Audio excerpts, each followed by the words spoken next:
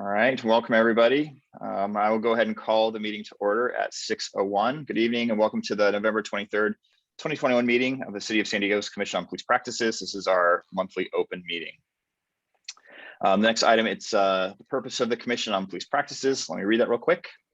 The purpose of the Commission on Police Practices is to provide an independent investigation of officer-involved shootings and in-custody deaths and an unbiased evaluation of all complaints against San Diego Police Department and its personnel in a process that will be transparent and accountable to the community.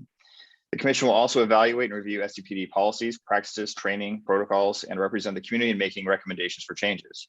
The mission of the Commission is to hold law enforcement accountable to the community and to increase community trust in law enforcement, resulting in increased safety for both the community and law enforcement. And with that, I will kick it over to Charmaine, our Executive Director, for a roll call. Chair Halpert. I'm here. Commissioner Case. Here. Commissioner Fitch. Here. Commissioner Holtrop is not here. Commissioner Anderson is not here. Commissioner Workman. Here. Commissioner Dent. Here. Commissioner Harrington is not here. Commissioner Smith. Here. Commissioner Clark. Here. Commissioner Shea is not here. Commissioner Craver is also excused. Commissioner Vaughn. Present. Commissioner Andrea Delbert Griffin. I'm here. Commissioner Spruce. Here. Commissioner Neely is not here.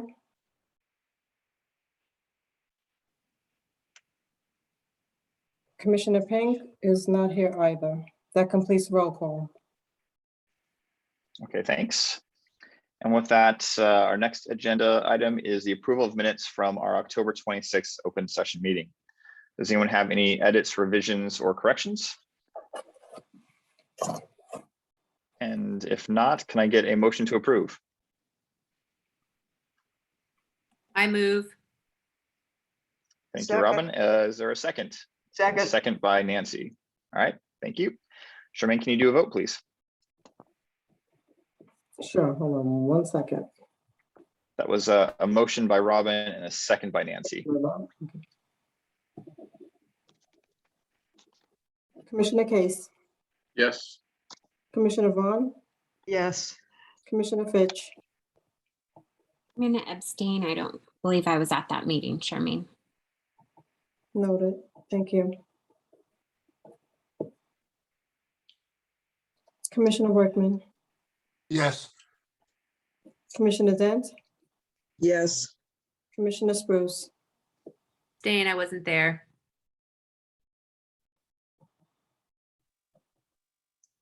Commissioner Delbert Griffin. Yes. Commissioner Smith. Yes. Commissioner Clark. Yes.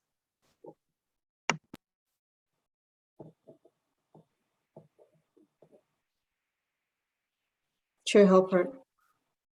Yes. Motion passes. The vote is All right. 8-0 and 2 abstentions.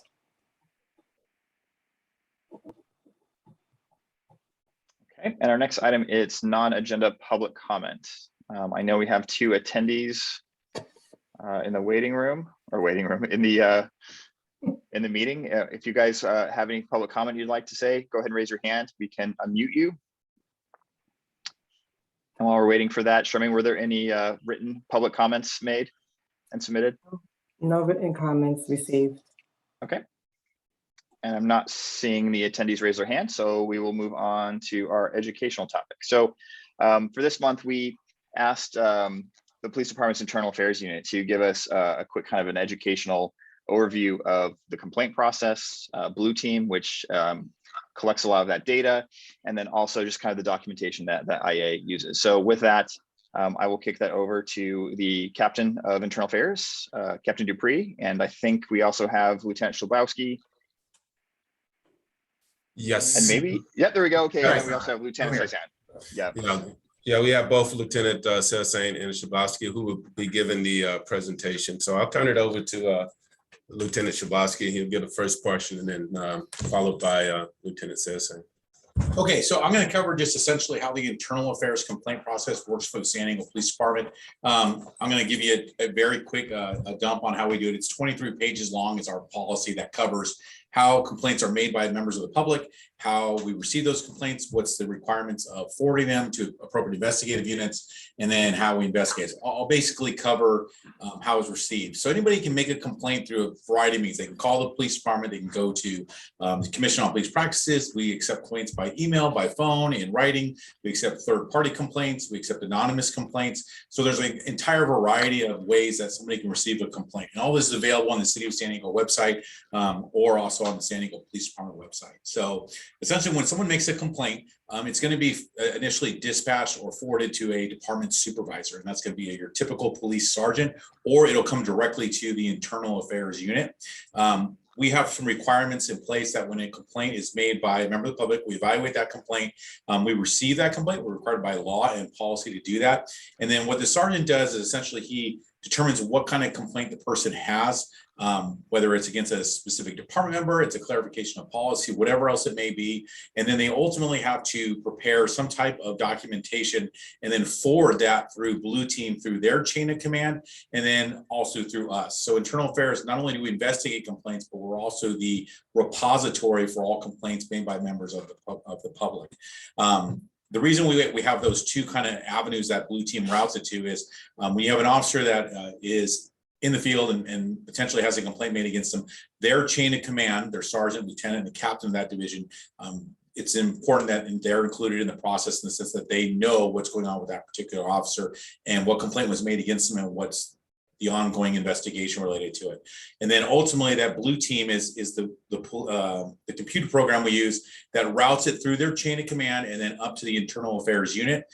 And within the unit, then we ultimately assign it for investigation. I'm going to turn it over to Lieutenant Sayasan, but I just want to make sure that for the public that is viewing this, everything is publicly available on the way to make a complaint. We want to make it as easy as possible if someone does have a complaint, and whether that's contacting city council person, whether it's contacting their police station that is within the area that they live in, whether it's mid-city, southeastern, northeastern, northern, or northwestern, whatever area command, by doing it online, by doing it anonymously, doing it through third party, contacting the internal affairs unit directly.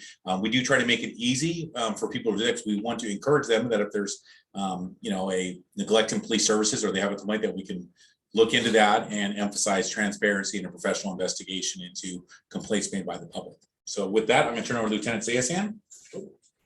Hi, everybody.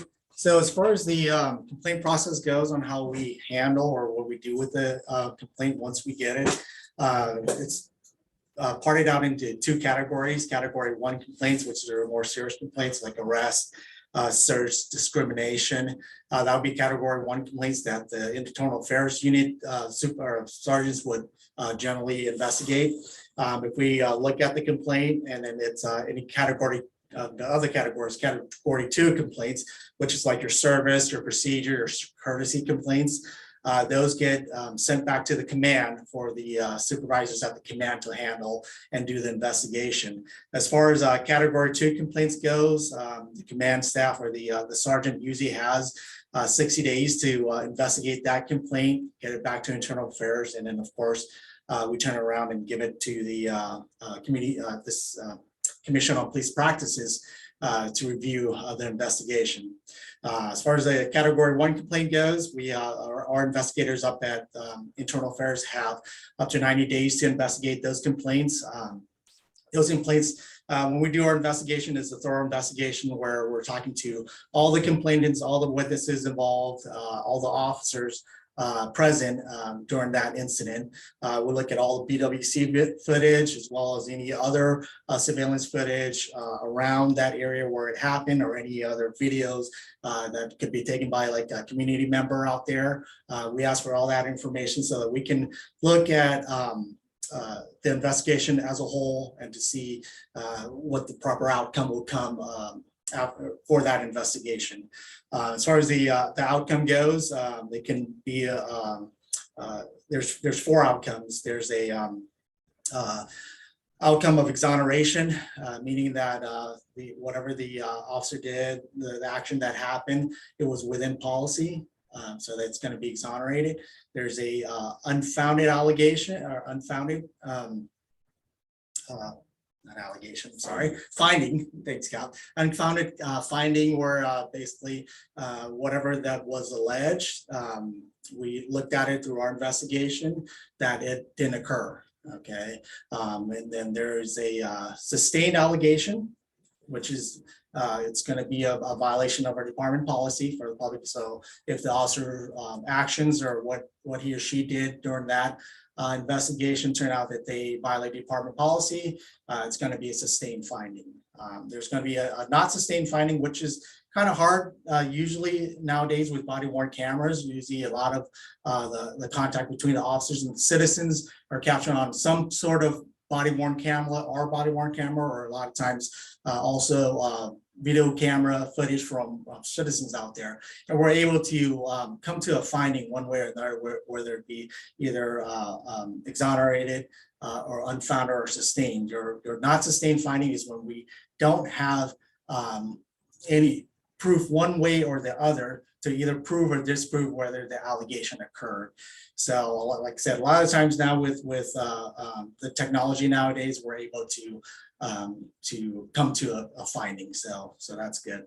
And then we have also another finding, which means that during the course of the internal affairs investigators investigation, they find that there was another policy violation that wasn't a complaint that wasn't a complaint that was brought forward. So we'll have another finding allegation if we find that the officer violated the one of those a procedure violation for the department. Okay? And then with that, of course, at the end, that investigation, a category 1 investigation, is forwarded up to the Commission on Police Practices to review also. So, any questions? Can you talk a little bit more about Blue Team and how that works, and how officers put their information into Blue Team and how you guys utilize that? Sure. So what happens for Blue Team is it's basically the sergeant who goes and takes the initial complaint will input the information into Blue Team. That information is the complainant's name, address, phone number, contact information, any witnesses involved, their contact information, and if the complainant knew who the officer was that was involved, they can give that information to the sergeant. We'll be able to look up that incident and get all the officer's information to be able to put into the Blue Team report. Also, they'll usually the sergeant, if it's usually a patrol sergeant, they'll take an initial interview from the complainant, and then that interview will be uploaded into to Blue Team with all that information to be sent into IA, so we can get it. Usually, once we get that information, a lot of times if it's a category 1 complaint, one of the more serious complaints, usually our internal affairs investigators will reach out to that complainant also and follow up and get additional details or additional information regarding the complaint. So usually a Cat 2 complaint, that's the sergeant who, if it's determined to be a category 2 complaint, the sergeant who already spoke initially with that complainant will usually get that investigation and go back. And if they have any further questions, they can get a hold of the complaint again and then clarify those. So. And one other thing that I can just add, Brandon, one other thing that we use Blue Team for, again, it's the computer program that gets complaints from the field, any of the divisions to us. There's another purpose for it. Blue Team also is a system that our department uses to assist tracking any kind of pattern of misconduct. So that way, if we have officers that are getting a lot of complaints, and that came out of the PERF report from 2015, it triggers an alert, whether the complaints, depending on what they are, it triggers an alert where maybe the command can intervene earlier with the officer to see if there's any kind of pattern that is occurring and hopefully prevent any problems from coming up, whether it's a wellness issue, whether it's just a training issue or something like that. So the goal is to partner Blue Team with getting complaints where we need to go, but also with identifying any problems early that we may have with officers and intervening early so they don't become big problems. And Brandon, the blue team, like he was saying, is an early alert system along with intaking complaints. It's not only for early alert for complaints, say if an officer has excessive subpoenas to go to court or excessive overtime or involved in excessive critical incidents, it sends an alert, say, hey, check on this officer because they're being involved in a lot of high critical incidents. So you can check on them in that aspect too. That's what Blue Team is also used for. So just to clarify, and I already know most of these answers. I'm just asking for the people that are watching. So Blue Team feeds into the EIIS system, which is the early identification something system. Is that correct? Yes. Okay. All right. With that, we can go into questions. First, I see Robin. Hi, thanks. So we've come across several times recently, sort of trying to determine the different paths that are sometimes offered, and it seems sort of at the command level for making an informal versus a formal complaint. And I'm wondering if you could speak to that a little bit, clarifying for the commission and also for any folks that are on about when people might be guided by sergeants to do one or the other. Actually, the determination to do an informal or formal complaint is up to the complainant. We would give them details on description on what both entails. You know, informal complaints is we talk to the officer and no formal investigation would be done. And we'll explain to them if you want a formal complaint, a full investigation would be done. But that's up to the complainant if they want a formal or informal investigation. So I'm wondering too, what kind of language the sergeants are coached around how to speak to, because obviously a citizen's not going to know coming in, hey, I can do an informal or formal. And so I'm just wondering how sergeants are maybe taught or coached to speak people through that process, or is it sort of a sergeants figure it out themselves, or what's that process for teaching that to the sergeant? Well, I don't know if there's a formal process, and it's pretty much how I explain it. You explain the difference in a formal and informal process. That's what they're trained to do, and that's in our policy on what's the difference between informal and formal process. So they just repeat that, and if the complainant says I want a formal process, they enter it in Blue Team. Actually, both get entered in Blue Team, and you still have to draft up a memo, which get reviewed by IA. First, it has to qualify for informal process. Also, a Cat 1 can qualify for an informal process, but Cat 2s, certain Cat 2s can qualify for an informal process. But yeah, it's up to the complainant, and they use that language I just explained. Okay, so to just kind of what I just heard you say, which is interesting, I didn't know. I mean, we don't know a lot of this just anyway, but was that so if someone comes in with a complaint, say to a command, and that particular complaint would fall under a Category 2 allegation, the option to do an informal complaint is not there. So it has to be a formal complaint. Did I hear you say that correctly? No, I said Cat 1. There's no. Oh, I'm sorry. I said that wrong. Yeah, Cat 1. Yeah. Okay. Cat 1, we're not doing an informal complaint process on those. There will be a formal process for Cat 1s. And then what I thought I heard you say as well is that regardless, even if it's a Category 1, which would have to go forward, or a Category 2, which would have the opportunity, someone would have an opportunity to do an informal complaint for, they all get entered into this software program, this computer tracking program, Blue Team. Yes. Okay. And Robin, maybe I can add one thing to that. Yeah. We have people that call in and they may have a complaint, and it's not against a specific officer. So we take complaints against specific officers for specific procedure violations. So if someone just they're upset about let's say they have a general question about policing, or they don't understand why the street in front of their house was blocked off, they don't have a complaint against an officer. Our sergeants are still going out and vetting that to make sure that we're providing good customer service, right? And then we also have some people calling, it's just they don't understand the law, or they don't understand why the police officer did what they did. So we encourage our sergeants, and I'm not speaking for the entire department, but I'm saying that we do some training to be customer service kind of based and serve our clients who are the citizens of San Diego and the people that are in and about our city, and try to accommodate what they want. But sometimes a lot of people just they want clarification. And so when we get those, we still have our sergeants are still required to at least put that on a form that, hey, this is the person's concerns, this is how it was addressed, and then it's forwarded through their CO to make sure that our policies are followed. So what we don't have is anything where sergeants are just going out and kind of like, for lack of a better term, kind of just washing out a complaint in the field without any type of documentation that goes through the approval process. And then ultimately it even gets all the way to Captain Dupree in our office to review those memos or those withdrawn complaints or clarifications to make sure that our policies are being followed and that we aren't taking a complaint or putting something like under the rug that really should be taken a look at.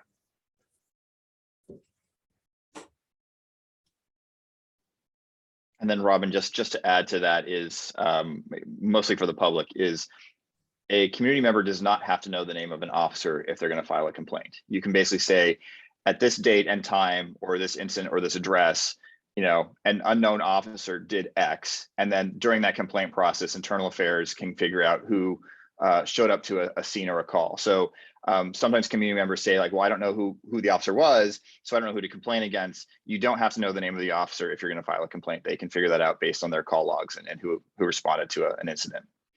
The next question we have is Nancy, go ahead. Okay, hi, guys. First of all, I would like to say to you that I have seen numerous Cat 1 complaints be handled by sergeants who thought they could get an informal process for that complaint. So I've been told recently by somebody in IA who should know better that they can do that with a Cat 1. And I think you all need to do a little bit more education somewhere and make sure that all your sergeants understand it's only for Cat 2. I'm really glad to hear you all say that and confirm my impression after reading 110 that it, and your operations manual too, I got to read. So it was pretty clear to me in that manual that it was only for Cat 2. But I think there are people working with us who don't really understand that. That was the first thing I wanted to make clear. And the other, I have a question for you guys about how are the allegations identified and who is the actual responsible person for doing that? Because sometimes when citizens make their complaints, their vocabulary doesn't exactly match what you all are used to using, what we're now used to. We understand the vocabulary, but not everybody in the community does. And so how and who actually takes their complaint language and fits it into slots that are the actual allegation types that we all work with and love? I would say that's a collaborative process, Nancy. The one thing that we don't want to do is if a complainant comes in and they provide a 20-minute statement about their complaint, we're not going to change what they say. That's their complaint. They're using their own words. That's best for them. We don't want to change that. What we will try to do is narrow the scope of maybe a complaint, because you do get some people that call in and they're really upset about everything in some ways. What we try to do is narrow it down to, okay, you're upset that the officer stopped you for this, and you're upset that the officer used profanity when he spoke to you here, and you don't think you should have been stopped. So we try to take what we can from their complaint, address it, and then match it to the appropriate policy or procedure that would govern the officer's conduct as related to their complaint. Does that make sense? It does, but I just wasn't sure who was the responsible party for that process. Each individual investigative sergeant that gets that complaint kind of does it. So they all know how to do that. Yeah, so the sergeants do a good job, and then we collaborate with them as lieutenants. And then obviously Captain Dupree is the CO of the unit, and he reviews all the investigations that come through here to ensure that, you know, we're addressing, it's a balance of addressing the complainant's concerns along with matching it to a corresponding policy that's in effect for the officer. Okay, thank you, guys. And then I just wanted to also add, again, mostly for the public, is once the commission reviews a complaint, if the team that's reviewing it feels that an allegation that the community member made was not represented in the IA report, we can go back to internal affairs and ask them to add that, or we'll find out why was that not included. So there's kind of like that, the safety net to make sure that all the allegations that a community member makes are being properly addressed. Next question up is Andy. Yes, hi, good evening, everyone, and hi, guys. Thank you for being on tonight and having this conversation with us. We truly appreciate it. I had a question around the component of IA receiving and reviewing all available footage, BWC, citizen footage, right? So would there ever be a reason, a legitimate reason, why IA would not have access to any and all available footage? Well, we're doing administrative investigations. If we go out and talk to a citizen or even a business that has a video and they refuse to give it to us, there's really nothing we can do because it's an administrative investigation. It's not a criminal investigation that we're doing. So a lot of times that is what happens where we don't get those videos. Cell phones, they're all over the place now. Ring camera phones, Ring doorbell video surveillance. When our investigators go out to the scenes of these investigations, they actually look for that stuff and ask the people, the owners, if they would provide that for the police department, because we are doing an investigation. Sometimes we get it and sometimes we don't. Yeah. And for BWCs, I suppose you would always have access to any and all, but okay. Thank you very much. Okay, next up is Doug. Yeah, a question and a couple of comments. So the question was, you mentioned that if somebody wants to make a informal complaint, a memorandum is written and that is reviewed by internal affairs. My question is, what happens if internal affairs gets that memo and decides that it should have been a formal complaint and should be investigated? If it's something that we feel that should be investigated, we will open it up and investigate it.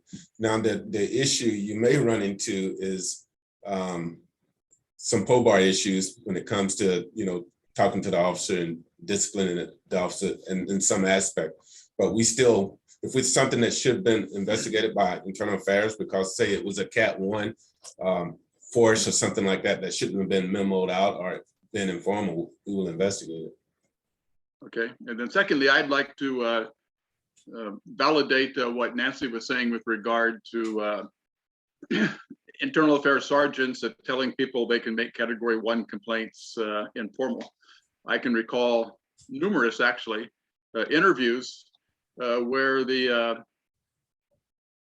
internal affairs sergeant has asked them whether they wanted to make it informal and explained the informal and the formal, and these were for Category 1 complaints that we reviewed.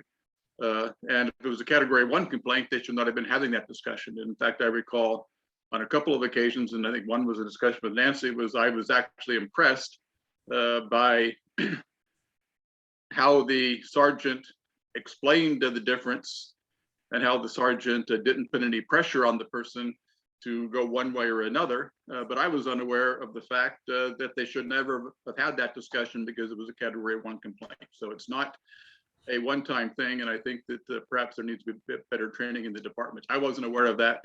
And I guess some of your sergeants aren't aware of that.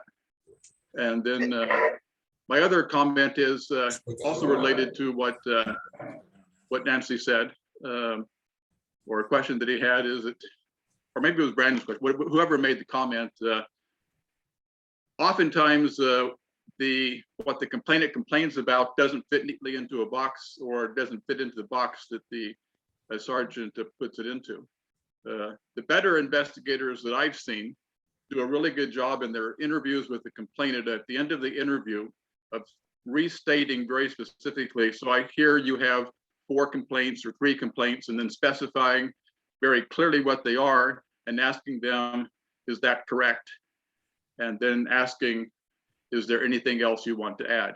And I think that would be a best practice for all of your sergeants to ask, well, to at the end of the interview, to basically restate all of the complaints in the language they're going to be using in their report, and then also giving them the opportunity to, or asking them the question if that captures the entirety of their complaints. Because I said some sergeants do that very effectively, and others that don't do that, and I think it's an important thing to do. Thank you, Doug. That's all I had. The next hand, Doug, do you have anything else? Okay, I see Nancy, you have your hand up, but before that, Poppy, I saw your hand go up. Did you have a question or did it get answered? No, I just wanted to second every single thing that Doug and Nancy both just said. I just got excited about it. So that's all that hand was. Got it. Nancy, you're up. I was just going to mention that they have an operations manual that identifies, and this is where I learned for sure that informal is not available, is not used for Cat 1. I highly recommend people read through that operations manual. That's all. Thank you. All right, and I think I'll take maybe the last question. Can you guys, being IA, can you also please just talk about kind of category sets of miscellaneous complaints that don't neatly fall into, force, arrest, criminal conduct, courtesy, et cetera? Can you explain that a little bit? Yeah, well, I can jump in here. So a couple things, and I can probably hit a couple topics that we kind of just covered. So you mentioned, like, if someone makes a complaint, they don't know who the officer is, right? So they're like, I don't know the officer's name, but I think this officer was doing X or whatever. We have ability to research that through body worn camera, through automated vehicle locators, through officers' daily journals, calls for service. It's pretty easy for us to identify. Sometimes we'll do that and it'll find out it's not us. It's not San Diego Police Department personnel. It was another law enforcement agency, somebody federal, right? Well, we only investigate specific complaints against specific officers for specific procedure violations of the San Diego Police Department. So what we'll do is, that would be an example. We got a complaint, someone's very upset, we'll receive the complaint, we'll complete a memo because we investigated, and then we determined it wasn't our department member. Then we'll send it to the appropriate law enforcement agency, and then they'll do the investigation.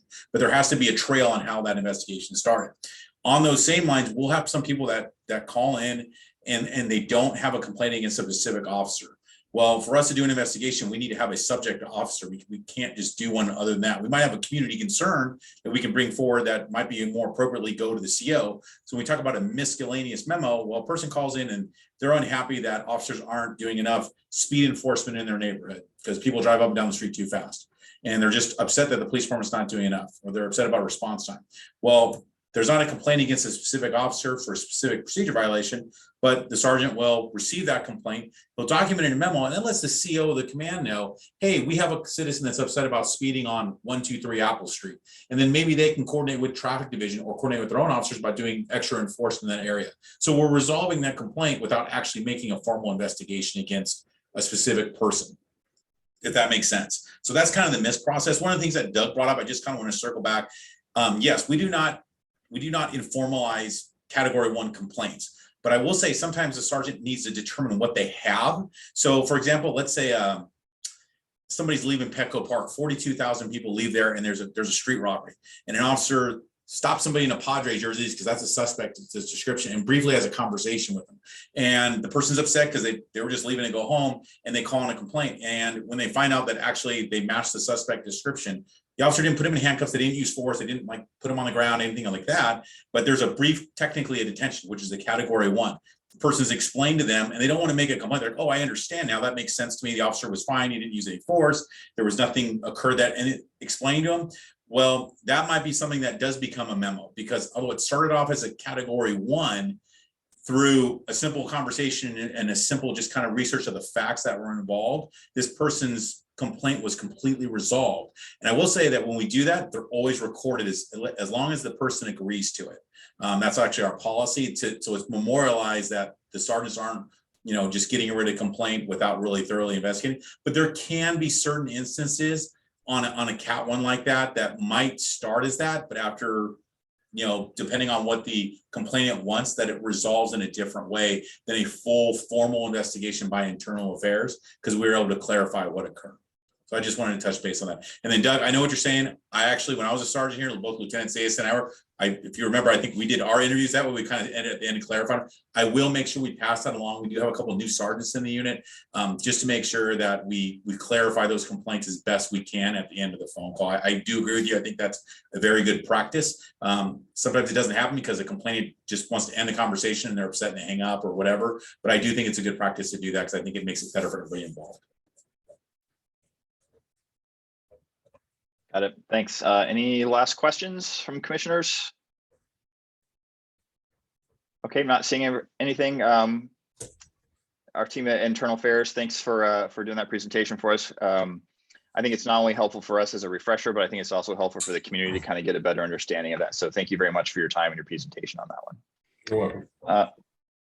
So next up is unfinished business. First item we have, it's our December commission meetings. Just as a reminder for all of our commissioners and also the public, we don't have an open session meeting in December because that falls right around Christmas. But we are going to try to set up a couple extra meetings to go over our case reviews for closed cases. Right now we have 80 cases that are currently assigned to teams. So it's a high case number. Again, mostly for the public. Over the last year and a half, 2 years, we've received more complaints. Well, the police department has received more complaints, which means it's more work for the commissioners. And then we also are struggling with the fact that we have fewer commissioners, partially while we're trying to go through the implementation ordinance with the city council. We can't add new commissioners. So unfortunately, as we have resignations, you have fewer commissioners doing more work. And I just, as a reminder for the community, we're all volunteers. So it kind of creates this double-edged sword where you have fewer people doing more work and it creates burnout. And so we're trying to be very aware of that impact on our commissioners, because it's starting to take a little bit of a toll on some of us. So with that, the other thing I wanted to remind everyone is try to get your hours in as we get close to the end of the year, especially with the holidays coming up. I know I'm guilty of this too. I haven't put my hours in for a couple months, but I'd like to hopefully make it so all of us can get our hours in by the end of the year. Just so we start January with all of our hours being properly logged. I think it's important for us to be able to show the city and the community how many hours that we as a volunteer commission are putting in. It's a lot. The last time I looked, Charmaine can probably give an updated number. I believe our last annual report, it was just under 5,000 hours, volunteer hours. So it's a lot of hours. It's case reviews, it's our meetings, it's doing community outreach. It's all that. So again, thank you to all of our commissioners. It's a lot of work. We understand how much work it is. And to some extent, it's kind of a thankless job. So it's, I would like to thank all of you for all the work you're doing. I know how much it is, partially because I do it too. But I wanted to thank you guys all for that. Andrea, go ahead, put your hand up. Yeah, and thank you for reminding us and me of those hours. I might be going out on a limb here, but I have not to this day been able to get access to that better management system. Is there any way that I can report my hours maybe to Alina and she can put it in, or do we all really have to put it in individually? You would have, and I can answer that, because we sort of moved away from having the hard copies of hours and having our staff input those hours. We've also came up with a better way to be able to input those hours by use of the mobile device. So if you have any questions as to how to access it, Alina should be able to help you. Thanks, Charmaine. Yeah, the only quirk that I think it's easier using the tool. The only thing is when hopefully you're not like me, but if you are and you're going back several months, every time you put in a new entry, it goes back to today. So if I was putting something in from October and then I hit submit, it goes back to what today's date is and I have to go back on the calendar. So it's a little bit of a headache, but it's not that bad. At least it keeps in, like if you're putting in case review, it'll at least keep the category of case review. So you can kind of go through and put all those in. But if we need to figure out, if your password needs to be reset or something like that, I'm sure we could work with, Charmaine or Alina to get that taken care of. The mobile app, I haven't personally used it. I know, I think Marty has used it in the past, and I think a lot of commissioners have found that it's actually helpful because when you're actually doing your time, you can just mark it right then. I think it was Marty that actually told me there's even a timer, so you could actually start a task and end it. I've Don't never done forget to end it. Yeah, well, there's that. Yeah, Marty had like 4,000 hours in 1 month all of a sudden, and we're like, wow, he's really dedicated. But there's a whole bunch of tools to try to make it easier for us to do that. So we'll try to find out how you can get in there, and if not, we'll find out some solution. And and also if I catch anything that needs to be corrected, I'll go into the system also and make those corrections. So don't panic.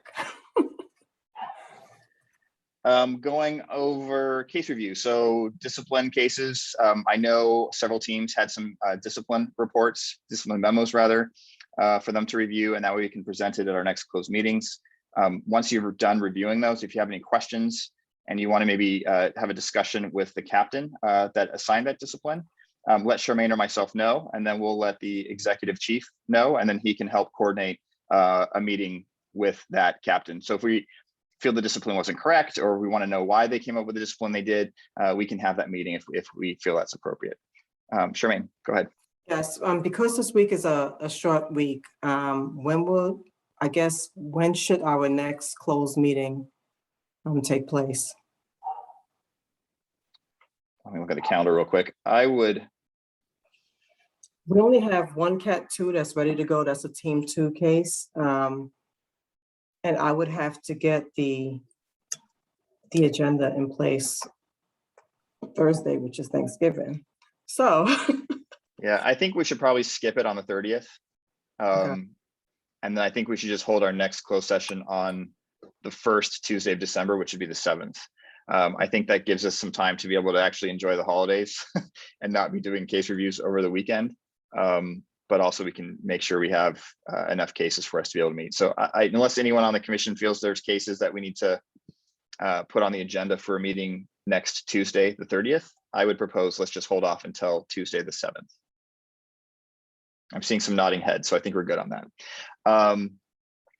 The other thing, we kind of keep this on here. I just want to ask, is there any feedback on remote case access? I know we're looking at a couple different options. One thing that I will also share with all of you, we are looking at trying to get a version of IA Pro for the commission. That's the same tool that Internal Affairs uses. And then we're also trying to see, we'll have to have conversations with them about making sure this all works, but having a tool where basically our version of IA Pro and Internal Affairs version can talk to each other. So once a complaint comes in, either through us or through Internal Affairs, we can send it to the other side. So we're fully aware of what's coming in and how those cases are processing. The other thing that's kind of nice about it, we still have to obviously go through procurement and buy it. But one of the nice things if we do that is they do have a tool that would allow complainants to be able to find out what the status is, which I actually think would be very helpful. So say, for example, I filed a complaint. Once I submitted it, obviously you get the email and the confirmation both from the commission and also from Internal Affairs that we've received your complaint. Well, once we get this new setup going, the nice thing about it is every step in the process, we can actually send out either an email or a text alert saying your complaint has been, it's completed Internal Affairs, the commission has completed their review. We can kind of have milestone steps so people kind of have updates as to what the status is of their complaint. And I think that would be helpful. The other thing is, in addition to those text and email alerts, people can actually log into a system, and we'd have to figure out exactly how that would work, but you'd probably put your complaint number in there and a password, and you'd be able to see what the status is. So that's something that that's something that IA Pro is just recently launched. I think it was last month. So they actually were saying that they'd like to use San Diego as kind of a case study. So they're actually would be giving us a cheaper rate on doing that, which I think would be helpful for us as a commission, for Internal Affairs, and also for complainants.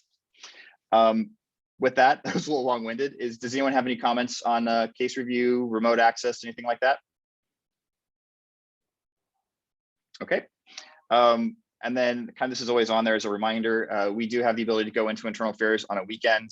Obviously holiday aside, I know usually Nancy's in there usually every Saturday and most Sundays, I think too. I'm actually going to try to go in when we get back from the holidays to try to go over some things as well, but it's definitely a great time available for us. I kind of find I'm actually a little bit more effective when I'm at home because I'm not getting interrupted by my dog and all that kind of stuff. But I would definitely encourage, commissioners, if you want to take advantage of that, to do so. And we just want to make sure that if we need to cancel for any reason, that we let internal affairs know, because their staff is usually getting paid overtime to be there for us. So we have any questions on that at all? I think they're open this Saturday, Brandon. I will not be there this Saturday. Yeah, that's fine. Yeah. So if there's no questions on that, we can go over to new business. The first item we have is a discussion. It's a list of proposed recommendations regarding implementation ordinance and standard operating procedures. This is something that Doug has been leading with our transition committee. Last Friday, I actually chaired that meeting in his absence because he had a family, a death in the family. So Doug, do you want to just kind of take over and I can pull up that document, I guess? Yeah, if you could. Yep. And why don't you pull it up? And while you're doing that, let me explain exactly what it is. The Transition Planning Committee has been meeting almost every Friday. And this is a list of recommendations that we've made at our meetings going back to the release of the first draft of the implementation ordinance from the city attorney. As I think most people are aware, the city attorney's office is utilizing outside counsel to work on the second draft of the ordinance, and they're working with PSNLN and specifically District 4, since Monica Montgomery Stepp is the chair of PSNLN. And the outside counsel has been hired and has begun working on the second draft of the ordinance, and the goal is to have it available for a meeting of PSNLN in late January. And that's not a guarantee, but that's what their goal is. And so we decided that this would be an appropriate time for us to take all of the items we've discussed to date and put it in the form of a memo to PSNLN, so that the legal counsel working on drafting the second draft will have the benefit of our recommendations. And so there are 17 of them, but I think they're worth going over, not discussing one by one, but at least going over them one by one. If there's anybody who wants to discuss them, we can do so. The first one has to do with the selection process for the commission.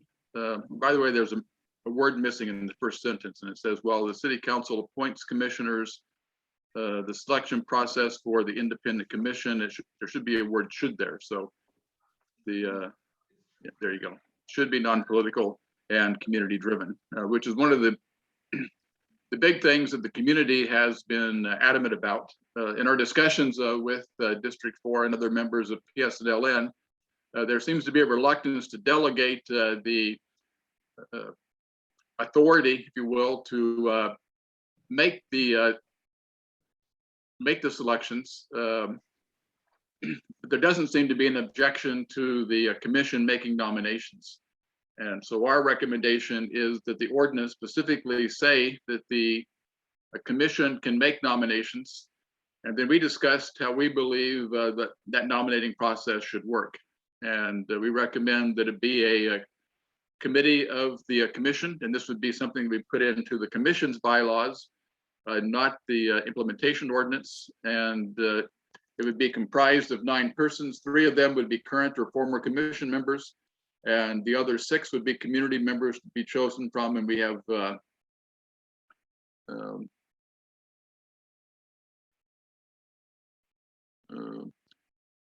it looks like we have another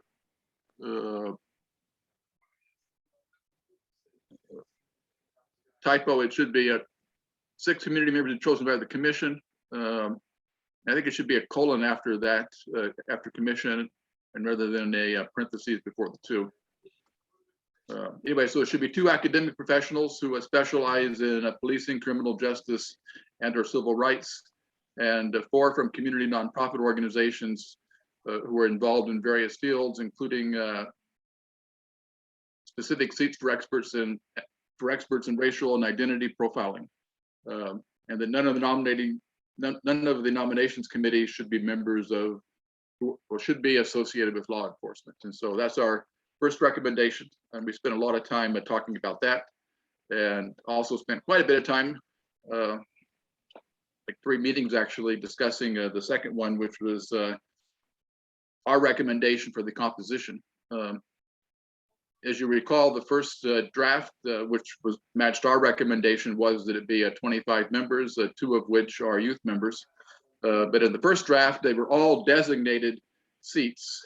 Some were, 9 were designated by city council, the others by certain police beats. And anyway, the bottom line is that all the seats were designated, which makes it very difficult to come up with the balance commission, makes it very difficult to fill vacancies, etc. And so we recommended that only 11 of the seats be designated seats. And that would be the 2 youth seats, and 9 that are from each of the 9 city council districts, so that we can assure that each of the city council districts are represented.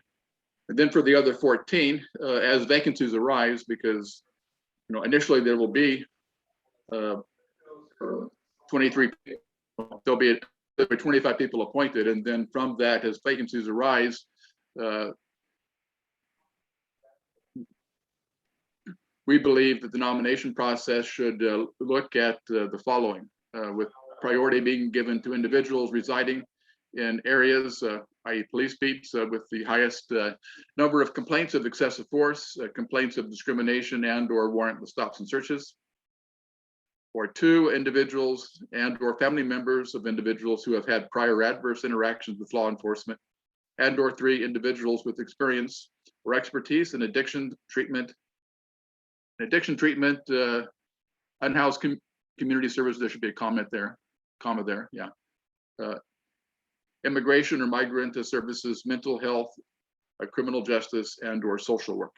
And again, these are priorities, so that we kind of indicate what types of individuals we would like to see on the commission. But it is flexible because it's a priority and not a mandate. And then this would allow whoever is selecting the people on the commission to try to come up with a balance, so that you have a balance, and not only of people geographically, but you can have a balance in terms of age, in terms of socioeconomic status, in terms of race and ethnicity, sexual orientation, gender identity, etc. And so the third one is, I think, is one of the 3 high points or priorities that we had, and that is that while the city council is the appointing authority for the commission's executive director, since the executive director serves at the direction and will of the commission, and to ensure independence, we believe that the commission leadership should be intimately involved in the selection process to be spelled out in the implementation ordinance. So, in essence, we believe, since it's going to be our executive director, that we should be heavily involved in making that selection, and the selection should not be up to the city council. And then we accept whoever the city council comes up with, but it should be, since they serve at the will and direction of the commission, and because the commission is intended to be independent, we believe that we need to be intimately involved in the selection of the executive director. We believe it's important to clarify, even though it's in the charter amendment, but to reinforce in the implementation ordinance itself that we will have our own legal counsel, independent of the city attorney and appointed by the commission, and the city council will not be involved in any fashion in the appointment of our general counsel.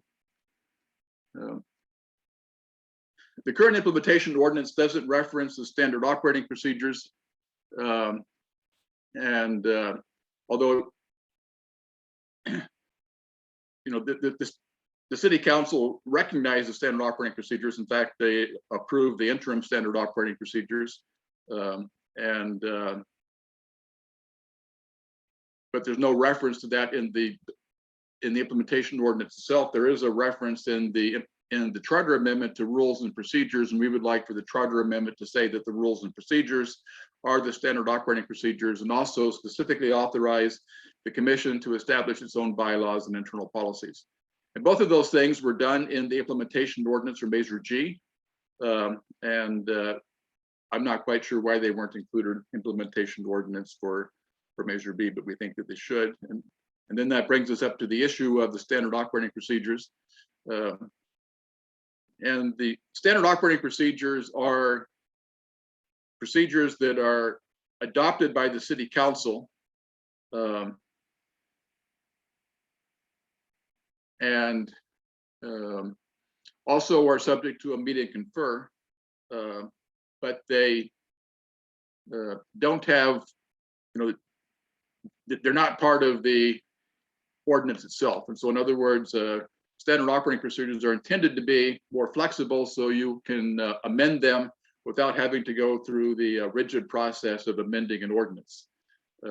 And so currently we have a standard operating procedures of how we do our case review, and we envision having a standard operating procedure of how we do our investigations. And that probably will be the most detailed and important standard operating procedure. And in fact, we came up with a document which I can share if people are interested, but we split up all the things that we think should be included in the implementation ordinance the city council is going to adopt. Those things that we think should be included in the standard operating procedures, which will also need to be adopted by the city council and are also subject to meet and confer. And then those things that should be handled by the commission itself. And those could include such things as our own bylaws, our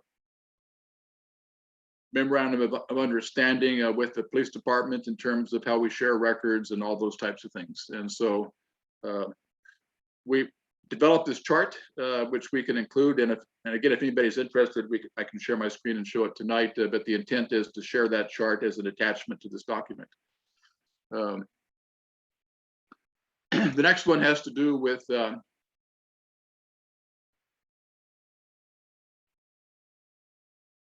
there's a section in the draft which talks about being able to compel city employees to participate in the process.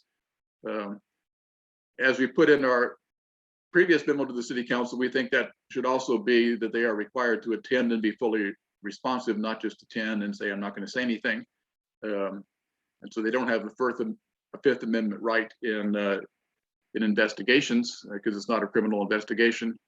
And that if we believe that employees should testify under oath and be held accountable if they are untruthful or fail to be fully responsive.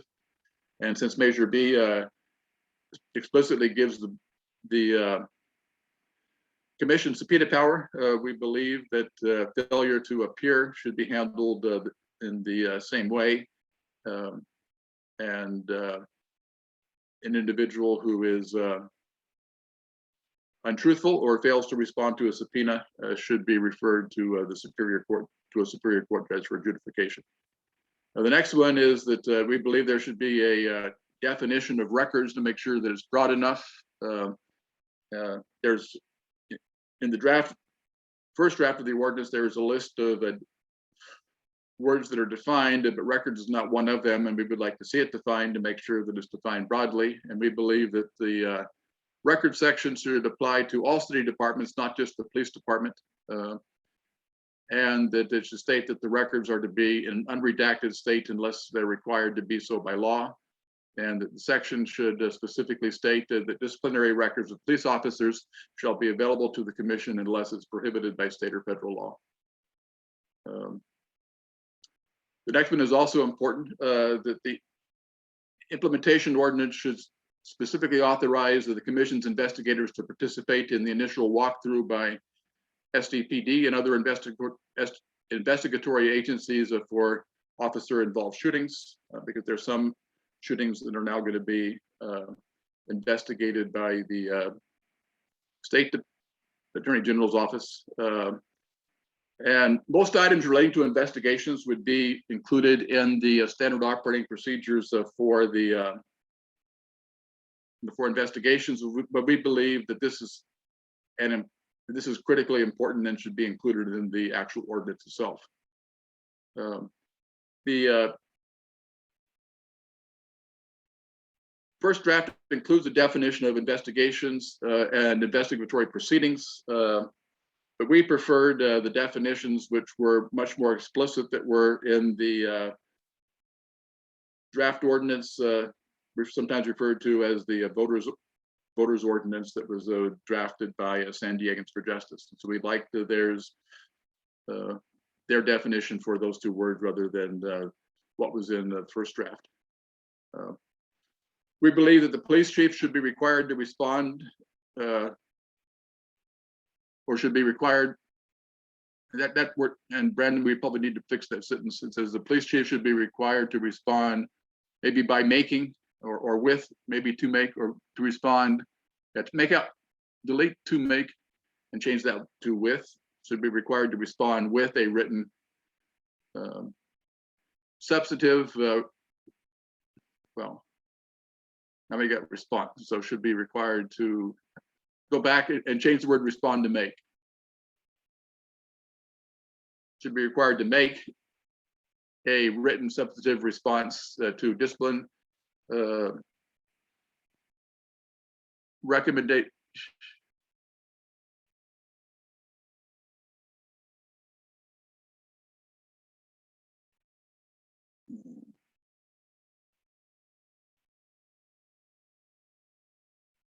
Okay, yes, that's correct. And so a substantive response to discipline recommendations within 14 days.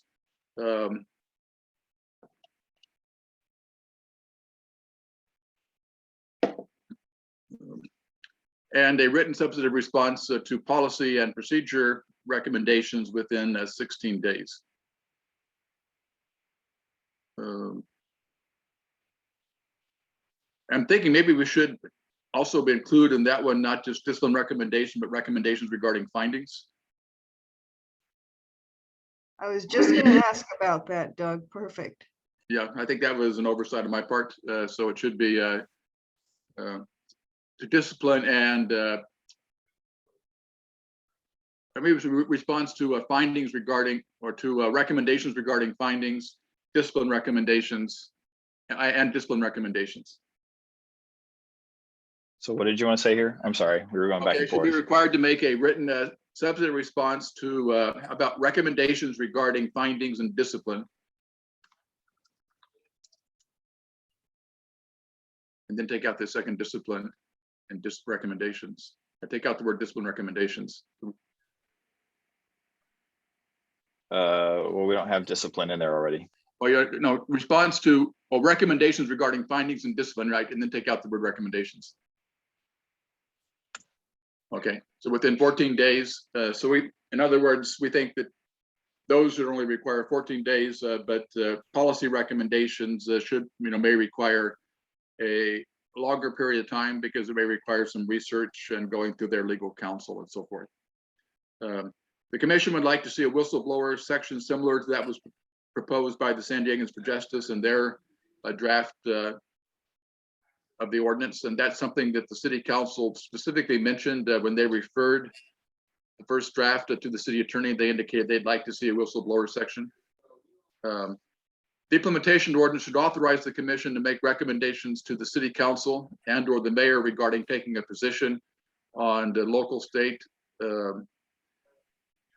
regarding legislation, that'd be local, state, and federal legislation, and local and state ballot measures, because there's no federal ballot measures on topics related to within the purview of the commission. And so, for example, if there is a bill in the state legislature that deals with use of force, we believe that the commission should be able to make a recommendation to the city council and mayor regarding what the city's position should be. It's important that the city speak with one voice, and so we're not suggesting that the commission should, be able to directly communicate that to the our state legislators, because the city has a lobbyist, governmental affairs position that handles that. But we think that we ought to specifically have that ability to make those recommendations. And so regarding either legislation or ballot measures. We think that the police department should be required to transmit all complaints to the commission within 2 business days after receipt. And if we can come up with a electronic way of sharing complaints, then it would be instantaneous. But we think that regardless, it should be within 2 business days after receipt. And then all other investigations of misconduct within 2 business days after it's received. And so the distinction there is that currently the former CRB and the current commission doesn't review internal complaints that are investigated by internal affairs, i.e. those that do not emanate from a complaint, but the new commission will have the responsibility of doing that. And we're not doing it now because the charter amendment requires that the city council define what constitutes misconduct before, and that, well, the charter amendment requires that the city council include a definition of misconduct in the implementation ordinance. And so until that's done, the commission doesn't have the authority to look at internal investigations. But regardless, we think that once that internal investigation is opened, that we should be notified within 2 business days. Where was that? I lost my place here. Well, I think I skipped some things as I was looking down, so I'm going to go back to here. So to ensure independence, we believe that background checks for potential commissioners should be conducted by an entity outside of the police department. It's unacceptable to have the police department determining who is able to be on the commission. And so there's various different ways that different cities do that, but it should not be the police department who conducts background checks or who can be on the commission. The subpoena section of the implementation ordinance should make it clear that the commission may subpoena records related to any of its powers and authorities, including reviewing policies and procedures, practices and actions of STPD, and making discipline recommendations. And so the Measure B gives the commission broad authority to review any and all policies, practices, and procedures of the commission. And in order to fulfill that duty, we need to be able to get the records and data that we need from the department, including subpoenaing them if necessary. And then I think that the last one here is, I think this is the last one, right? Right, Brandon? Mhm. Yeah. Okay. As already indicated, we believe that they should transmit complaints within 2 business days, and then give us written updates monthly to the commission. And again, if we're able to come up with a information sharing system, they may be able to give us, updates on the instantaneous basis. But we think it's important that since POPAR requires that discipline for sustained findings be imposed with 1 year, that it's essential that the commission be given ample time to review all SDPD findings. And so accordingly, we recommend that if after 6 months has passed, that if PD has not completed an investigation, that the department be required to provide a written explanation as to why they weren't able to do it within 6 months, and then to provide written status reports every 2 weeks thereafter, so that we don't end up with situations where the commission does not have time to act on a case before the 1 year POBAR limitation takes place. And so I will, I guess on behalf of the committee, move this and authorize the chair to write a letter to PSNLN incorporating these recommendations. And something that I had put on the agenda but they didn't get to for the transition planning committee meeting last Friday was including a request that the PSNLN provide to the commission a copy of the second draft of the implementation ordinance at least 10 days before it is to be considered by PSNLN, so that we have an opportunity as a commission to review it and weigh in if we have additional concerns. So I would make a motion that we adopt these recommendations, authorize the chair to communicate those recommendations to PSNLN and request that PSNLN provide the commission with a copy of the second draft of the implementation ordinance 10 days prior to its consideration. I guess we'll open it up to discussion. And as a reminder to Doug's point, for the last one, I think we had, what was it, 26 hours of advance notice before PSLN, Public Safety Livable Neighborhoods, was reviewing the proposed charter amendment. So we really didn't have much time to review, think about it, and make comments and our recommendations. So that's why we're trying to request that 10 days. Nancy. As usual, Doug, you've done an outstanding job. I really think this is terrific. Thank you so much for everything you're doing for us. Well, it's the entire committee. It's not just me. Yes, but you're the driving force for it. I know that. So good job for everybody then. Okay, Marty. Yeah, a couple of things. How do you expect to do a background check without any police information? It could be done by, we need to have police information in terms of their a criminal records check and so forth. That could be done by another law enforcement entity, or it could be done by the Human Relations Department. But anyway, the background check itself should be done by somebody other than the police department, but it should include obviously a criminal check. Okay, and another one, if we suggest a change in findings, are you suggesting that the first information we ask for is a police chief? Shouldn't that go to IA if there's a change in findings? Do we expect to hear from the police chief within a certain amount of time? Shouldn't it be IA? Well, I mean, I think communications, if we disagree with currently we disagree with the finding, we would send that to or maybe we can just put the department. We don't necessarily need to put the chief, but the chief is ultimately responsible. But I don't mind changing that to okay. The police department should be required. Okay. I think they're talking about after we have a disagreement, Marty, isn't that right, Doug? I mean, the way that we work on these cases and we have we want to suggest a change in a finding, we go directly to IA right now and discuss it, but I would think this is addressing the final outcome of the board review. Yeah, and it could also be a case where the board does a discretionary, where the board does it and the commission does an investigation, and prior to the department making their findings, that we share with them what our findings are. Which reminds me that somewhere, maybe I skipped it somewhere. I know it included it here somewhere.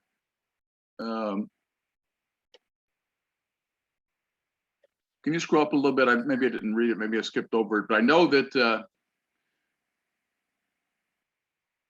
Wait a second. Hold on a second. Stop.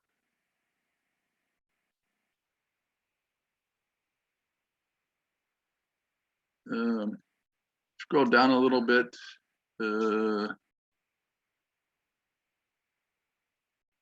What I'm looking for is that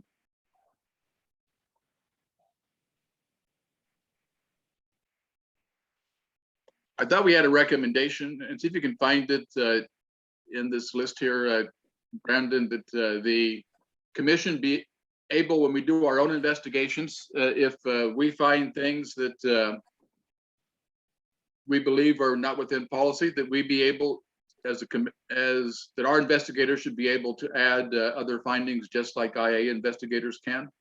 It's right in the middle of this, what's on the screen, Doug.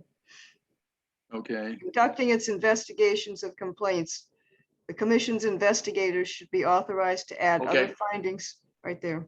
Okay, yeah, and so I think I skipped over that when I was reading that, but that needs to be explicitly said because it's the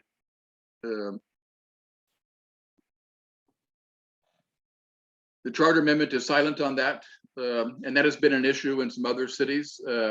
And so it was recommended, with which we agree, that we should explicitly say that we have the ability to,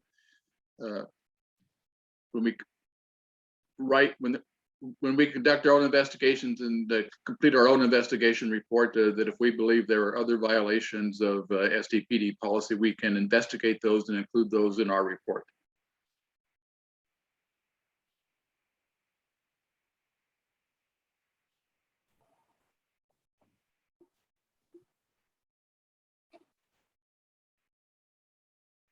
And just because I typed it, and I'm sure you guys saw it, is I changed should here to shall. Because as we know, like legally, there's a difference between the word should and shall.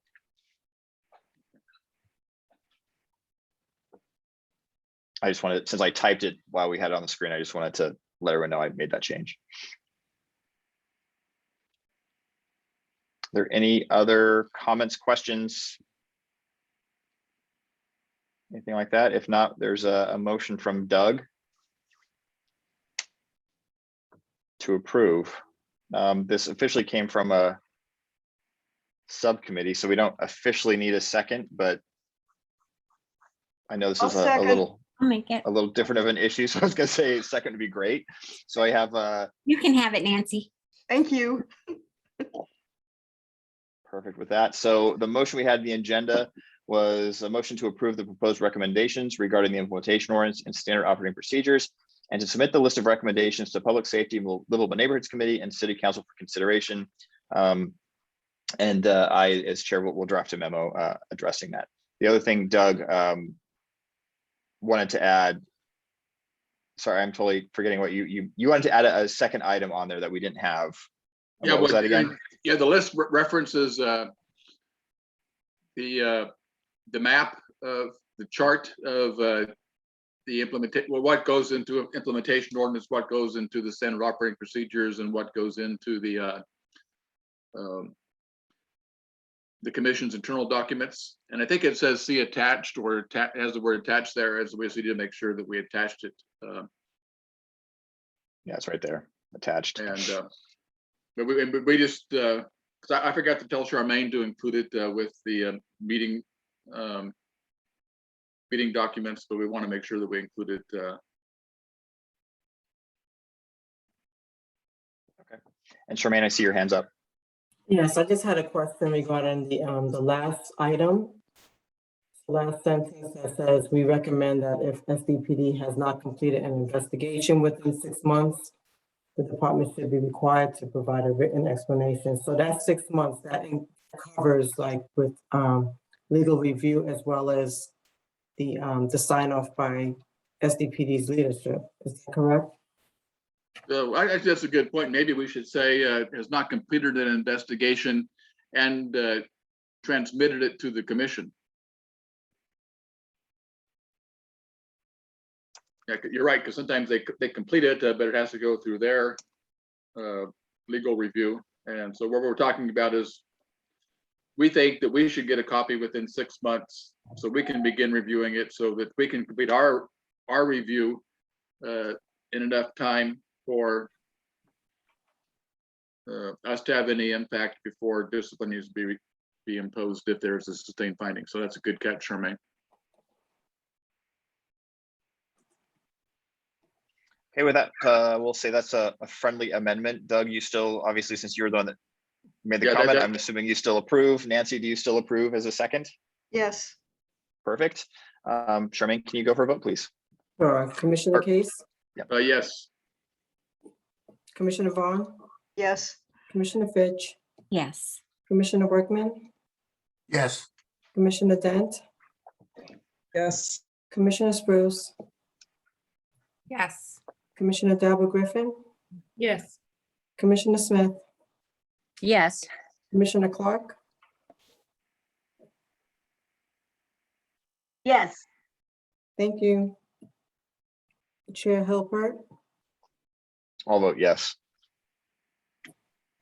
motion passes. The vote is 10-0, 0 abstentions. So if you can include in the letter that it was unanimous, Brendan, that would be nice. Yep, will do. All right, next up is the committee chair reports. We have Nancy as continuing education. Today, obviously, we went over kind of the complaint process and blue team. Nancy, do you have anything you wanted to specifically talk about? Understand that you and others are planning legislative updates for us starting in January. I think that's great. I would personally ask that you try to get Tia Quick to give those updates. I've seen her do it before and she's really, really good at it. Yeah, we had initially requested Captain Jordan with the police department. He's the one that did the presentation for CAB at their last meeting a week ago. So we were asking if he could do that, but we can see if Tia Quick might be able to join as well. Okay, thank you. That's all I have. So beyond that, I'll be trying to do some work first of the year. Sounds good. Thank you. Patrick, who is chair of outreach, isn't here today. I know he had a couple meetings. So there was one that he was talking about with medical staff at UCSD, kind of explained the whole process and the fact that doctors, physicians, nurses, et cetera, could file complaints if they saw something that warranted that.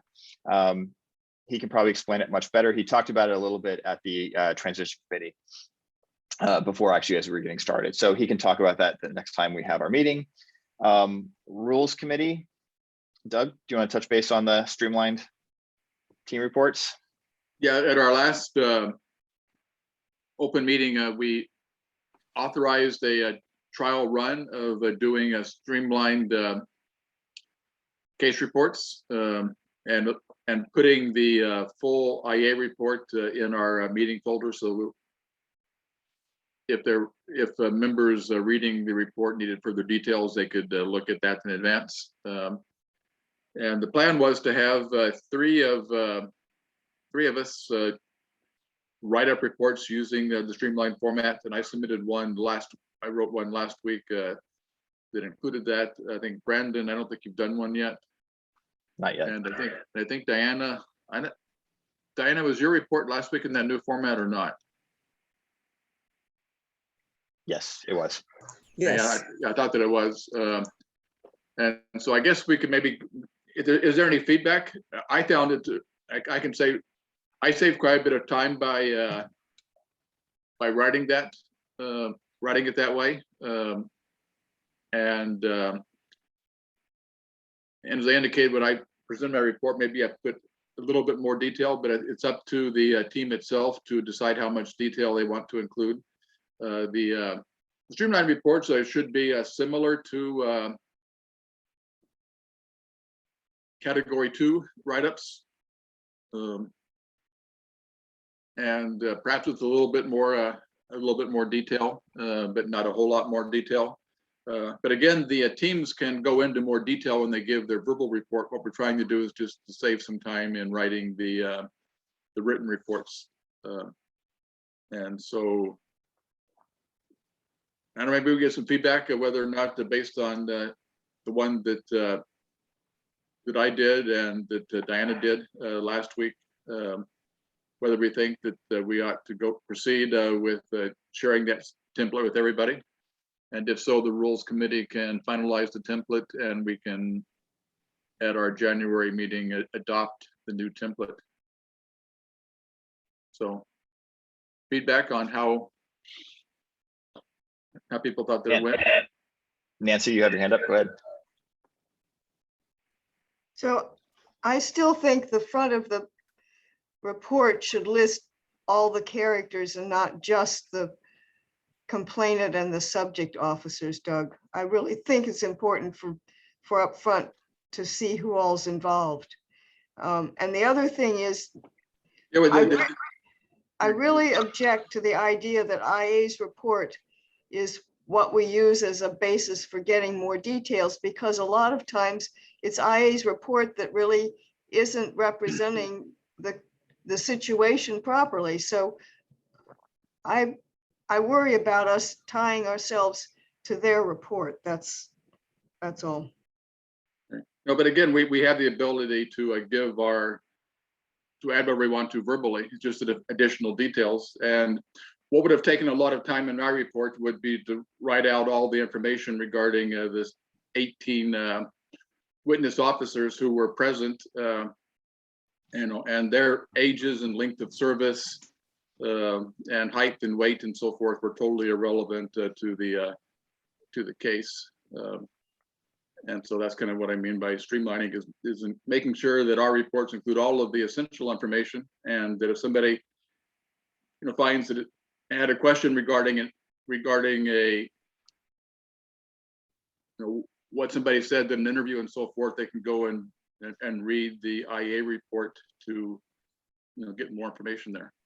That's exactly one of the things that we shouldn't do, because over the years, what they quote for officers in their interviews, what they quote from officers from body worn camera is not truth. And But I so think, sorry, that Yeah, really bothers me. but Nancy, if there's a discrepancy, that would be something that we would include in our notes or during our verbal presentation. And so what we're suggesting is that we leave that to the verbal presentation, very much similar to our write-ups for category 2. Same thing is true there. And so if there is a discrepancy in an interview or body worn camera or any discrepancies and so forth, we can include that specifically in the notes, and or we can bring it to the attention of the commission when we're presenting it. It's just that all the details we don't need to include in a written report. So the streamlined one is actually very similar to category 2, with just a little bit more detail. It would save a lot of time on the part of the commission as we get through our 80 backlog cases. And I think, Nancy, to your point, if there is something that we feel internal affairs, for whatever reason, they missed the mark, or they're misstating a situation, or they're misquoting either officers, complainants, citizens, et cetera, I think that's where in our report, we highlight that. We bring out the issues that we find are not correct or inaccurate in some way, shape, or form. But I would say most cases don't have that problem. And I think the idea is we're trying to simplify it so we're not recreating everything from scratch when it's not necessary. And if there is a case where it is necessary, then of course, as a commission, we need to go in there and say, internal affairs found this, we disagree, and we think that. And I think that's something that we still can do even with this new template. So I get your point, but I think we as team members that are reviewing those cases, we still have the responsibility, if we see something that we think is not correct or it's misstated, that we need to write that into our report. And I think that's what Doug is saying, is not only would we write that in a report, but we could also verbally share that with the commission when we present that. And then obviously that's going to bring up questions that we'll go over during our closed session. Well, and I would also say that if we disagree, the disagreement, the comments, when you disagree, you disagree with comment, that should be the same. And so the disagree with comment, the content and length of the comment should really be the same as it was for the current reports. Marty, you're up. Yeah, okay. I know the intent is to streamline the written report, but I don't think the abridgment of the written report can be compensated by the verbal report. If anything, it should be the other way. I think some details could be in the written report and eliminated in the verbal report, because people will have read the written report. Like last week, there was a couple of pieces of information that would have been nice to be in the written report that was brought up by recommendations, and I added that. So I think a little bit too much abridgment it could be a problem, because that is, the written report is the official report. Yeah, that's a good point. I agree. And also with how public records requests are now coming out, I mean, our reports, we should expect that at some point, many of our reports will probably be released to the public. And so it needs to be a full accounting of our review of a case and a complaint. It's a good point. Anyone else? Questions, comments? Doug? Yeah, I was going to suggest, since we've had some feedback here, that maybe we ought to extend the trial for another month. And I can write up my reports and Diana can write up hers and Brenda can write up hers over the next month using it, and then we can refine that before we take it to the Rules Committee. And so I think it had some good discussion here tonight, but instead of taking any action tonight or referring it to the Rules Committee yet, why don't we just continue the trial and see how it goes? Is it okay if I try? Yes, I don't have any problem with that. Thank you. I was gonna say, I'm working on mine now, so the next time we have our closed session, my report should be ready. So we'll have, you know, a total of 4 potentially, and potentially more if Doug and Diana do additional ones. But yeah, that works. Does anyone have problems with that? Okay. There is probably nothing on the handbook committee, since obviously we're still kind of in process, but Doug, if you want to chime in, let me know. Policy committee, there's a couple items that we were looking at. One, I've been following up with the police department for the last couple months. One of the things that we wanted to do, I wanted to do, is I wanted to learn more from the police department about how officers are returned to field service after an officer-involved shooting or other traumatic event. We had a meeting and the department canceled it, and I've been going back and forth trying to get permission to get that information. I'm going to still work on that. They're hesitant to share the information, to be honest. And I had a conversation with the executive chief assistant, or sorry, the executive assistant chief. He was going to go back and talk with the chief to see what his thoughts were on that. His thought was, we have some of the best processes in the country. You have to trust us. And my comment was, well, we are your oversight agency, and we have the right to review that information. So I'll be continuing to push that. It's something that I kind of, personally, it's like when someone says trust us, it makes me kind of wonder why they're not sharing the information, but that's something that I'll be continuing to work with the department on. The other couple items we had, and we're going to bring it back up, is the use of profane language from officers as a de-escalation tactic. The idea there is there's 2 different ways that officers can use profane language. One of them is considered to be acceptable. It's, say, for example, there's a crowd, and an officer says, you know, get the blank back. That is considered to be an appropriate and acceptable use. We're looking at some of those other things. Now, if someone were to say, you know, you're blank stupid, that's not appropriate. So there's that kind of that different story there. And so we're going to be looking at that a little bit more detail. The other item we're also looking at is the use of political or membership affiliation under the uniform policy. So that came up as a complaint that someone was concerned and filed a complaint that officers had Blue Lives Matter logos and things on either their jewelry or on some of their equipment and things like that. So that's another thing that we're going to be looking at as well in policy. The other item we're going to probably do another meeting on is the department did give us feedback based on our recommendations for the protest policy that we had provided. There was about 19 recommendations we made. They broke them out into 3 different categories: things that they were going to implement, things that needed to do more research on, and a couple of things that they were not going to implement at all. So we're going to have another policy meeting to go over that specifically, and then we'll be working with the police department on any follow-up recommendations there. With that, does anyone have questions on policy related stuff? Okay. Recruitment and training, Kevin's not here today. Obviously, we can't get new members until the city council does their implementation ordinance. But we are obviously trying to get interested parties to let us know they're interested, so we at least have their names. The curse, I don't know if you guys saw in the agenda, the timeline we have, it's pretty far in the future. So right now we're anticipating, I think it was January of 24, I believe it was, that new commissioners would be appointed by the city council. So that's a long time away. It's kind of, I know when I expressed interest to be on the CRB at the time, it took about 1.5 years before I even heard back saying, yeah, we're ready to have some new board members. So I think we have to be careful not to get too many people to express interest now, when it's going to take a decent amount of time before we can actually follow up with them and see what those next steps are. But we'll keep following up on that one. If I can correct you, I mean, the planning timeline has new commissioners appointed in January of 2023, not 2024. Oh, sorry. I added an extra year. I apologize. It's still a ways out, but yes, thank you for the correction. Please don't panic. The next item we have is the Citizens Advisory Board. I did watch the meeting online. I don't know. There was a lot of kind of like internal stuff they were going over. I don't really know if there's really any major updates to share with our commission, but obviously we've been trying to work with CAB to do a joint meeting on the CPE reports.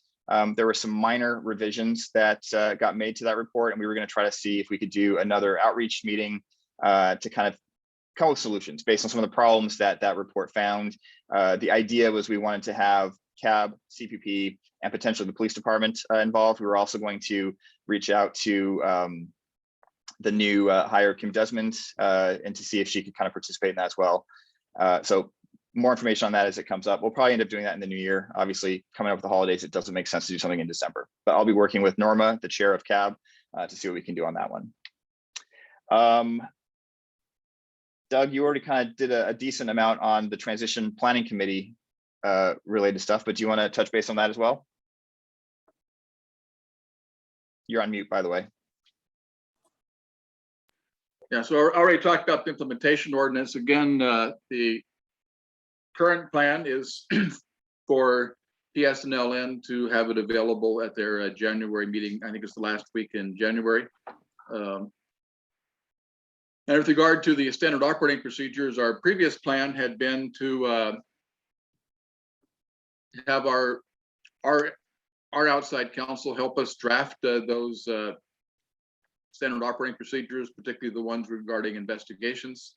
But that got delayed because we had to go through an RFP process to get a new outside counsel. As soon as we have an outside counsel, one of their first jobs will be to work with us to draft the standard operating procedures that will need to be considered by the city council. In terms of staffing, so hold on just a second here.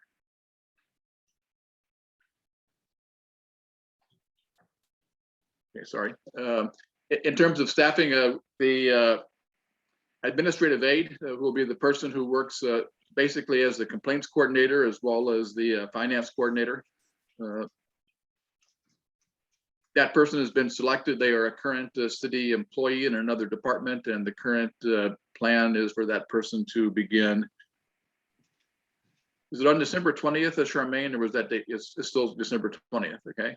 And we are in the process of beginning the search for the deputy executive director, who will be the person who deals, would be responsible for community engagement. The first step is to hire an executive search firm, and so we are working to put out to get bids. We were required to get 3 bids from executive search firms, and so we're in the process of developing the specs for that next, and then we will get the bids, and then we can begin the process of doing that. With regard to our outside counsel, some good news, we think is good news, is that we have some bids this time. The last time we put it out to bid, and nobody submitted a bid. This time there are bids, and I think the bids plural, but they can't tell us how many they have until they review them to make sure they meet all of the requirements in the RFP. And so unless for some reason none of the bids met our requirements, then we would put together a selection committee, which will consist of Brandon and me and a person from the Human Relations Commission, who is an attorney, with Charmaine participating as an advisor to select that person. And we're looking forward to getting that person on board.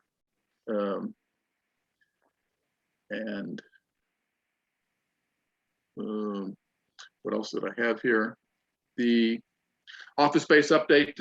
I think I mentioned last month that we are going with the 9th floor of the Civic Plaza complex, which is where Charmaine's office currently is. And so the space that's currently occupied by boards and commissions, most of that will be available to us. And we're working with the city to remodel the office, including changing some cubicles into offices and so forth, so that when we hire our new staff, we will have a place to put them, and we'll have a place for the commission to do its review and its work. And by the way, there is a large conference room in the 4th floor of that building, which will be available to us that we can reserve. And then Brandon mentioned and attached to your agenda is an updated timeline of implementation timeline, and a couple of caveats regarding this. This is basically a planning document to assist us in our planning. There's several things there over which we have no control. We don't have any control over when the next implementation, when the next draft of implementation ordinance will be considered. We had anticipated previously in our previous draft that implementation ordinance would already be completed by now. But obviously that's not done. We also don't have any control over how long the meeting confer will take. And again, there'll need to be a meeting confer on the ordinance itself, as well as the investigation procedures once we have the implementation ordinance. And then with regard to our own operations, we're learning as we go along. We don't exactly know what we don't know. And so sometimes we learn additional city policies and procedures that may take longer than that we had anticipated. But this is our best estimation of when things will take place, given that the implementation ordinance will not be considered again until January. And so we kind of used that as the basis, and then we kind of backed everything up from that. And so I would be happy to answer any questions that commissioners had regarding the timeline, keeping in mind that it is just a planning document and nothing there is set in stone, but it's intended to help us plan out what we need to do and also be able to plan out when we need to begin hiring certain positions. Any questions or comments regarding that?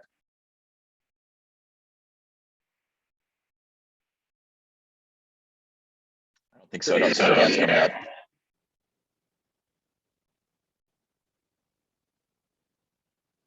All right. All right then. Go back to the agenda.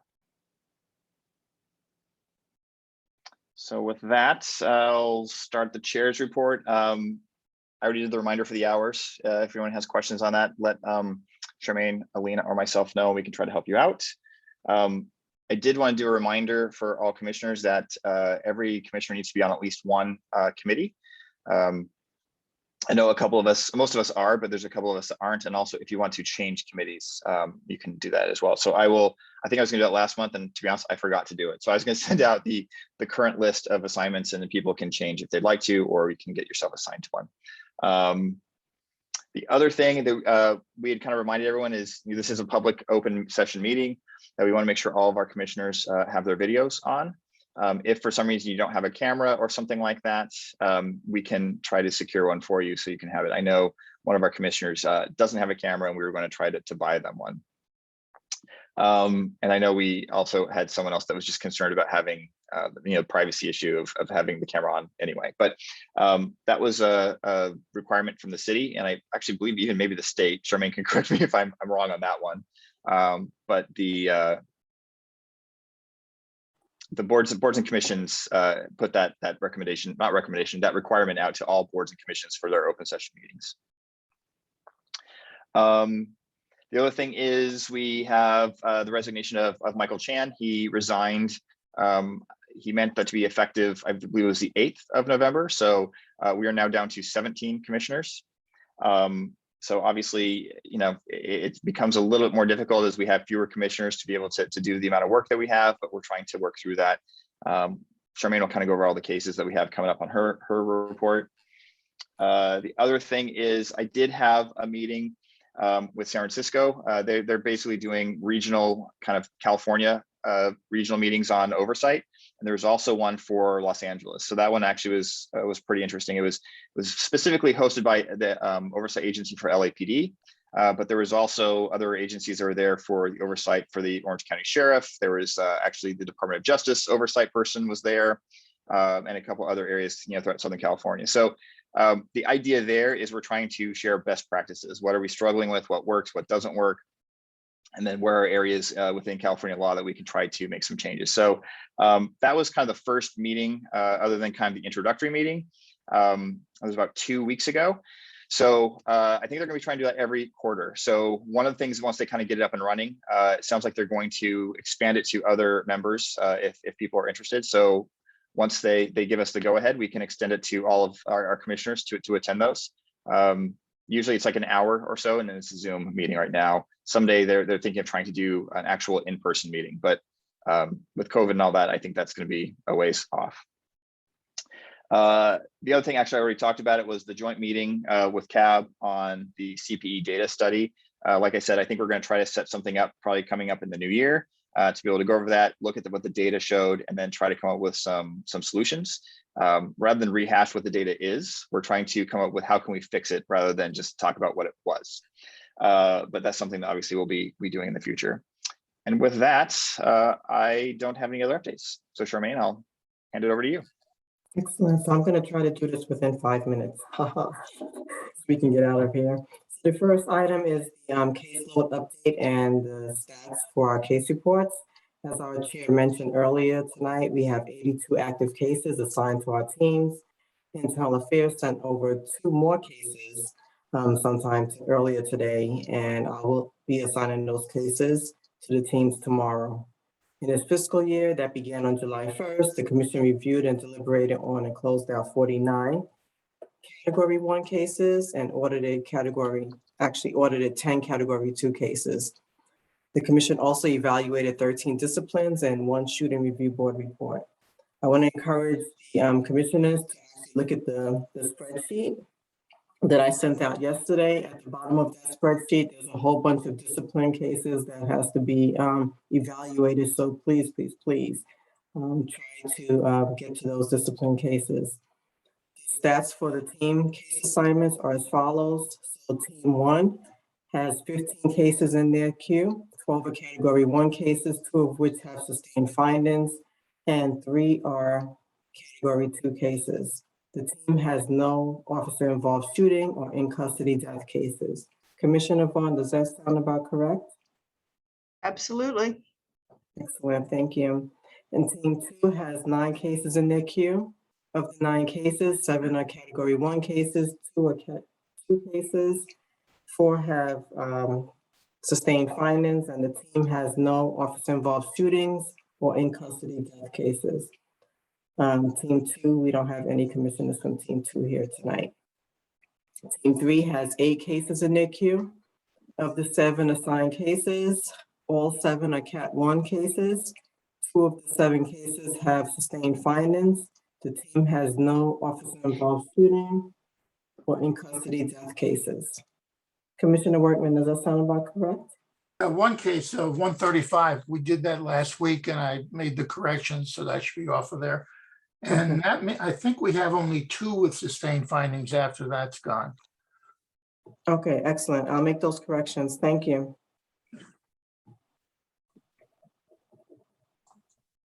Team 4 has 21 cases in their queue.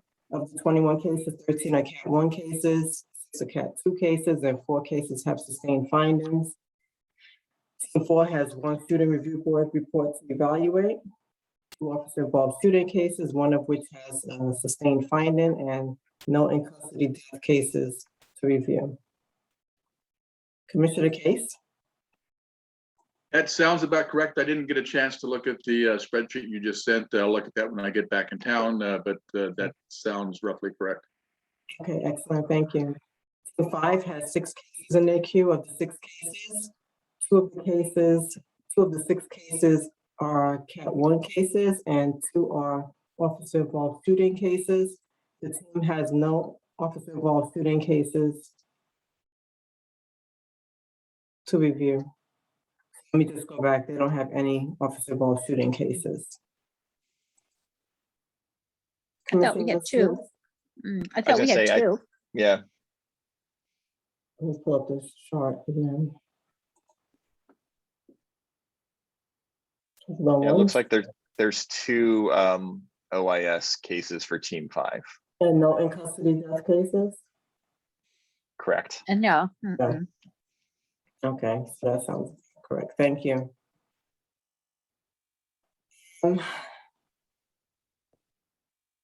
So Team 5 still has one student review board report and one discipline to evaluate. And there is a case that does not have a sustained finding that is approaching the 1-year deadline. Commissioner Clark, how are you doing with that one case? I think you had a question regarding trying to copy and paste information into it. Andrea helped me and we got that resolved. Thank you. Excellent, thank you. Team 6 has 21 cases in their queue. Of the 21 cases, 17 cases are Cat 1 cases. 6 cases have sustained findings. 4 of the 21 cases are Category 2 cases.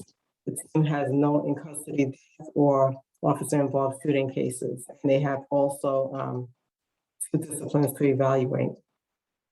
We have no one here from Team 6 tonight to confirm that. Okay. That's officially me. So Okay. I'll say yes. I'm kind of acting as team lead. So I know Kevin has worked on a couple. I need to find out what the status is, and I believe Steve has worked on at least one that might be close to finished. And there's one that I'm also working on. So I will confirm with them, and then I will let you know. But there's potentially 4 that will be ready. Okay, excellent. Thank you. So do we have any questions regarding the case assignments? Any concerns, any issues? I guess not. Excellent. So I'll move on to the next item. It's going to be the NACO's virtual and in-person conference update. This month, I reported out on the NACO virtual conference that ended on October 7th. In-person conference is taking place from September, oh gosh. From December 12th to 16th in Tucson, Arizona. I will be attending as well as Chair Hilpert, First Vice Chair Doug Case, and I think Commissioner Vaughn. Commissioner Vaughn, are you attending as well? Yes, ma'am. I'll be there. Excellent. Excellent. So we will not be having our open meetings this month. I'll report out on the in-person conference at our January meeting. Next item is the release of the statistics to the open data portal. I read through and validated all the information and statistics in the spreadsheet for 124 cases were deliberated on and closed out by the commission in fiscal year 2021. I forwarded the data over to the Performance and Analytics Department for them to prepare the release to the city's open data portal. I'm hoping that the release will be completed within the next 2 weeks. Does anyone have any questions about that item? Excellent, I don't see any hands. So item D, which is it's a reminder. Earlier in the month, I forwarded to the commission a request from the Office of Boards and Commissions. Director Matthew Gordon for board members and commissioners to self-report their vaccination statuses by November 16th or I think the 17th. So please know this is voluntary and not mandatory. I know we had a commissioner too that was unable to use the system. I think it was the Google system. So they were able to send that information over to me and I forwarded it over to Director Gordon. Does anyone have any questions about that item? Excellent.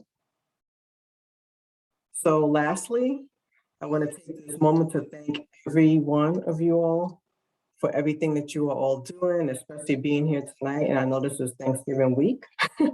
We are looking forward to spending this time with our families and eating a lot of turkey and leftovers. Those leftovers are always good. Thank you so much. And for those of y'all who are traveling, please stay safe and well and take this time to relax and spend with your families. That concludes my report. Thank you. Excellent. Thank you, Charmaine. Next up we have is the Sango Police Department report. The one thing I did want to say is we have the status on a bunch of recommendations. Some of those they've already done. We just forgot to pull those off. The one thing I will also share is I did get a draft of their response to our use of force opinion recommendations. So Charmaine and I are going to work with them on that before they finalize that. But with that, I will kick it over to Captain Dupree for any department updates. I don't have any updates to report. Chief McGrath couldn't make it tonight yet, prior commitment, but I don't have anything other to put out. Thank you. Okay. All right, with that, are there any commissioner ride-along reports that anyone wants to make? All right, and if not, I would, if you haven't already done it, I would definitely recommend doing ride-alongs. I always try to say, I always do one like every 6 months or so.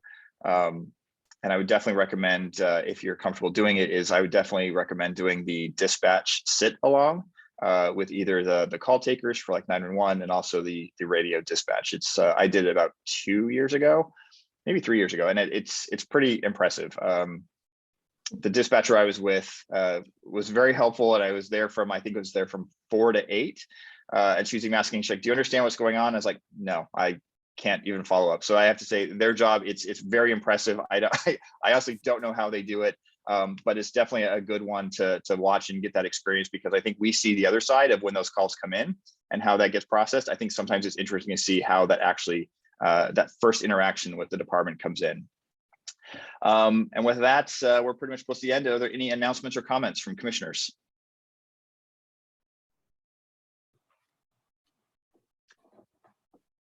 All right, well, seeing none, we can actually adjourn 2 minutes early at 7:58. Thanks, everyone. Have a great Thanksgiving. I appreciate all your hard work, and have a great one. Thank you.